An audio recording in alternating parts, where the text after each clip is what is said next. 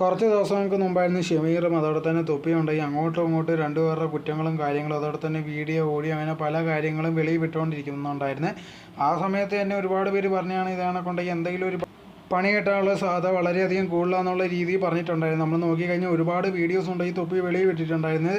അതിനൊക്കെ തീർച്ചയായിട്ടും പണി കിട്ടുന്നതായിരിക്കും അപ്പോഴേ പറഞ്ഞതാണ്. ഇപ്പം നോക്കിക്കഴിഞ്ഞാൽ അത് തന്നെ നടന്നിരിക്കുകയാണ്. തൊപ്പിക്കെതിരെ ഉണ്ടെങ്കിൽ പോലീസ് കേസ് എടുത്തിട്ടുണ്ടായിരുന്നു. ഇത് കണക്ക് സുഹൃത്തുക്കളുടെ വീഡിയോ ഉണ്ട്, ഇത് കണക്ക് അനാവശ്യമായിട്ടുള്ള വീഡിയോ ആണ് വെളിയിൽ വിട്ടിരിക്കുന്നത്. അത് തീർച്ചയായിട്ടും ഈ കേസ് വരുന്ന ഒരു വകുപ്പ് തന്നെയാണ്.